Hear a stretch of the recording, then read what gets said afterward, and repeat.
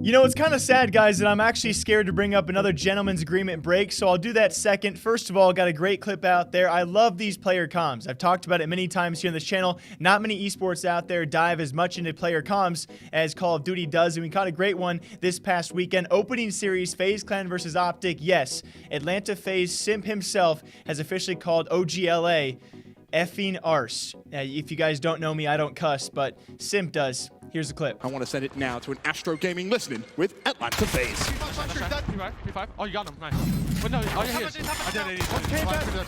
I spawned lights. Go whoever's hill. Go whoever's hill. I got one. I'm stunned. I have time. Keep pushing. You guys are fucking ass. Let's go.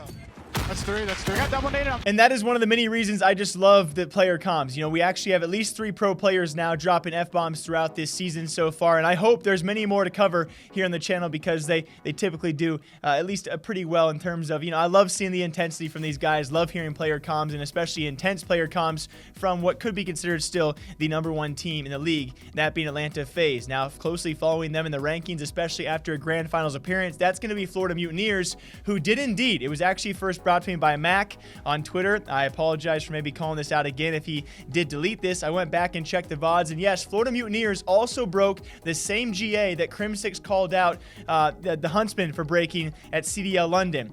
The 2-1-2 rule, 2 stuns, and of course 2 flashes, 1 smoke rule has been broken, I believe, throughout the entire series by Florida, their opening series against London, and no one's really talking about this. Of course, you know, Crim6 didn't call this one out. That's what brought a lot of eyes to the last one, and apparently, according to Crim6's words, a lot of teams were also upset with the Huntsmen. Are teams upset with Florida? I don't mean to be the evil guy here. Again, I really don't care, but when it comes time for a competitive player, maybe they would care about this. It does seem that, you know, whether or not they were rushed into the series, they did break that 2-stun rule throughout the entire thing, did go on to win it as well, and of course placed very well throughout the tournament.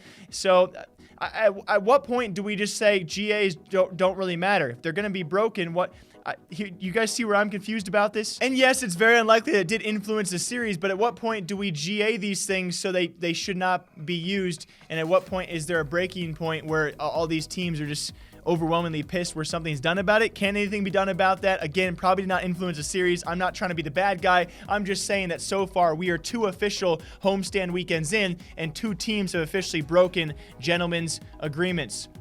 In other news out there, guys, lighter news as well, also kind of including a few of those members who have actually broken those GAs. Arcitys alongside Prestinni, we talked about them yesterday, having the most emotional and probably the best interview we will see throughout the entire season. I kind of regret being so late to that. If you guys don't know, I actually can't do weekend videos, only in the office Monday through Friday, which does kind of suck for CDL events, especially on Championship Sunday. But with that being said, both the boys have now actually paid for a fan's tickets. If you guys don't know, you know, tickets can be kind of expensive for these homestand weekends as the season does go on. Luckily enough for a guy like Levi, who apparently had card troubles as well, both the brothers have now responded on Twitter and said, hey, you know, we're going to toss some money your way so you can actually go to the next homestand event to watch some of your favorite Call of Duty pros play.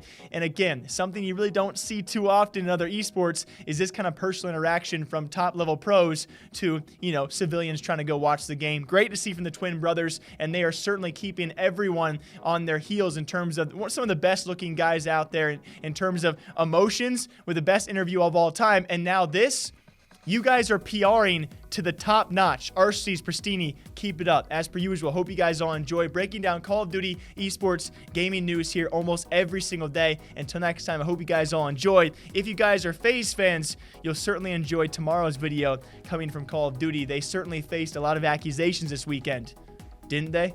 I'll see you guys soon.